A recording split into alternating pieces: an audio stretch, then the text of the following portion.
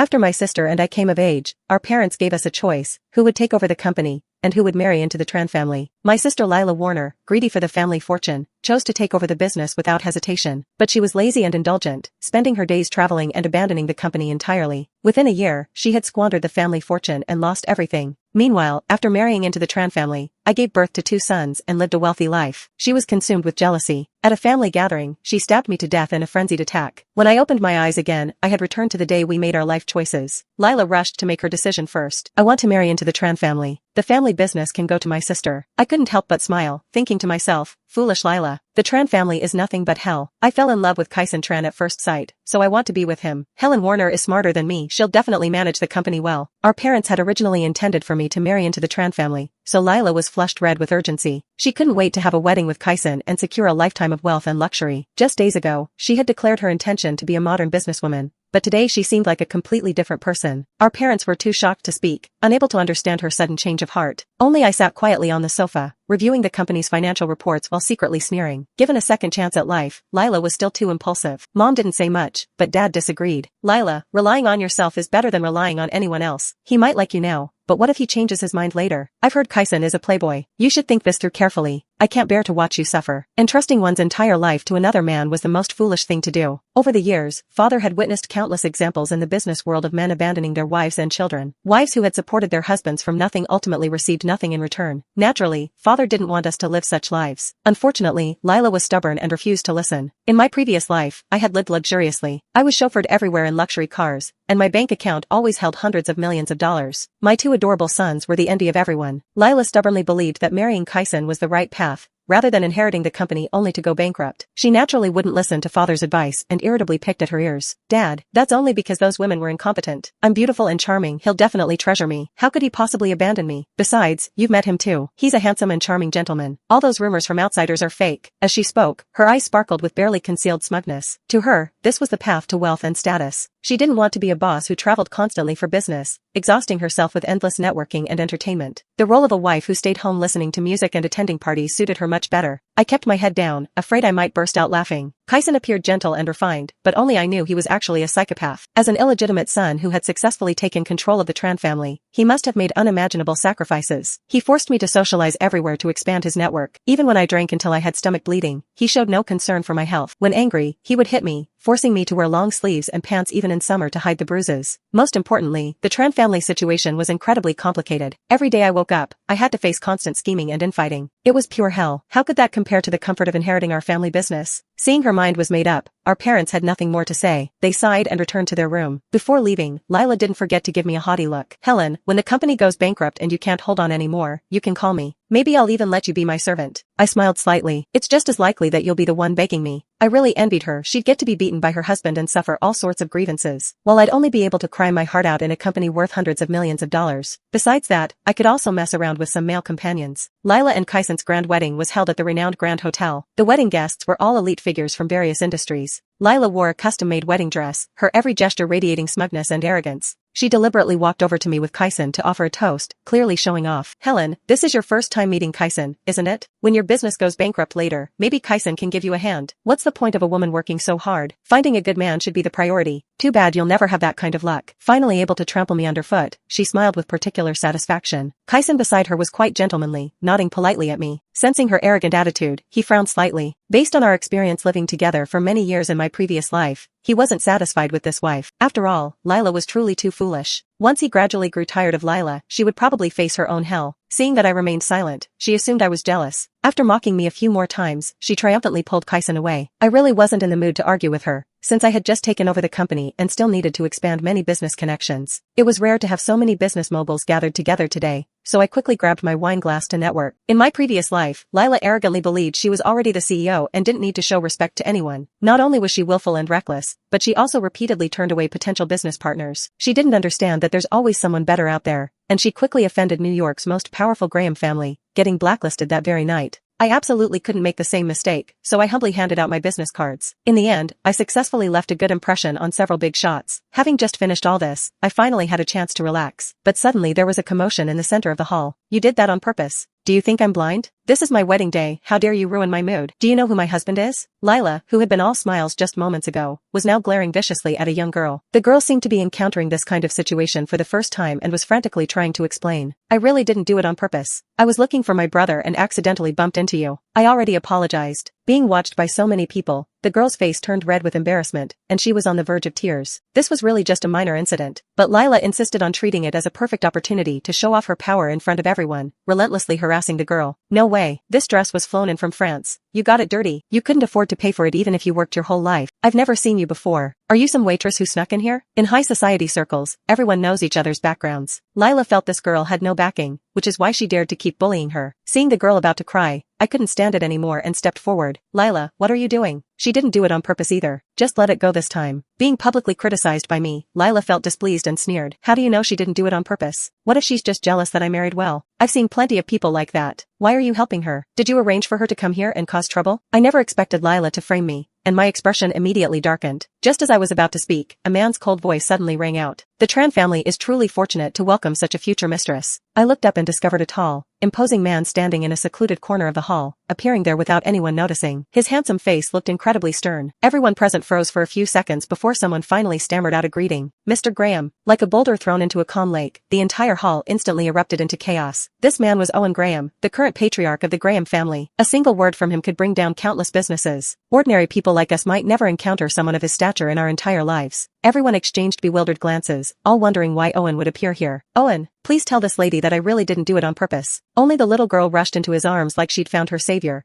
tears of grievance streaming down her face. Mr. Graham, this is all a misunderstanding. A misunderstanding. Kyson's father, who had been wheeling and dealing in business for over a decade, approached with a face full of smiles, trying to shake hands with Owen, but Owen smoothly avoided the gesture, glaring at Lila with fury. Since so many people are present, it wouldn't be right if I didn't give Mrs. Tran an explanation. Let's check the security footage directly. Upon hearing about checking the surveillance, Lila's entire body went rigid. She frantically shot Kyson a pleading look for help. Honey, there's no need to check the footage. I accidentally bumped into Ms. Graham earlier. I apologize. But it was already too late. Owen had no intention of listening to her explanations. At his command, the surveillance footage immediately began playing on the large screen. The video clearly showed that after witnessing Kyson's intimate behavior with other women at the party, Lila was furious but didn't dare confront him. Instead, she vented her anger on Lily Graham, who was alone and appeared vulnerable. Lila had charged straight at Lily and knocked her down. Everyone could see clearly what happened next. Having her malicious actions broadcast publicly, Lila's face flushed crimson. She desperately tried to signal Kyson with her eyes, hoping he would save her. But Kyson himself was an illegitimate child with already low standing in the Tran family. This current spectacle would only fuel his anger further. He practically wanted to kill Lila himself. There was no way he'd help her. Instead, Owen calmly broke the silence. Since the Tran family has such misunderstandings about my sister, let's temporarily cancel our cooperation. With that single sentence, he declared that the collaboration between the Tran and Graham families, which the Trans had spent days desperately trying to secure, was now worthless. Kyson's father collapsed on the spot. Everyone fell into panic. The Tran family members all knew the consequences of offending Owen. They wanted to step forward and plead, but Owen gave them no opportunity, preparing to leave with his sister. As he passed by me, he suddenly stopped. You're Helen Warner? I was startled. You know me? He finally showed the first smile I'd seen from him today. You're certainly memorable. Thank you for speaking up for Lily today. Lily was even more grateful and insisted on exchanging contact information with me, which was certainly beneficial for me. As she was leaving, she kept thanking me. Thank you. When I have time, I'll come visit you. Before she could finish speaking, Owen led her away. In the hall, Lila had already been forcibly dragged away by Kyson, leaving only the guests to discuss today's events with great interest. After tonight, this drama would spread throughout the entire social circle. By then, Lila's days would only become more difficult. But who could she blame for that? After taking over the business, I barely had any free time. I was either at the factory overseeing production or flying to various cities to negotiate partnerships. During that period, my eardrums were constantly inflamed from all the flights. However, my efforts paid off. Through my relentless work and Lily's assistance, the company grew larger and larger. I had several enviable contracts in hand. Even when I came home for dinner, my parents kept praising me, saying they should have handed the company over to me much earlier. On this rare free day, Lily and I had planned to go shopping. I waited on the street for a long time, but Lily never showed up. I was getting increasingly irritated. When I finally saw that gleaming Rolls-Royce, I sighed helplessly. If you hadn't come, I would have thought our date was for tomorrow. As the window rolled down, I froze completely. Owen's handsome face suddenly appeared before me. Noticing my surprise, he casually explained. She got held up with something, so she asked me to pick you up first. Owen was so busy, yet he had time to be my chauffeur? What a lame excuse. After I got in the car, the atmosphere between us became awkward again. We could only make small talk about the weather. Then we both fell silent. I was debating whether to repeat the meaningless topic. Suddenly, my phone rang. It was too noisy outside, so I instinctively put it on speaker. Lila's shrill voice immediately pierced my ears. Are you blind?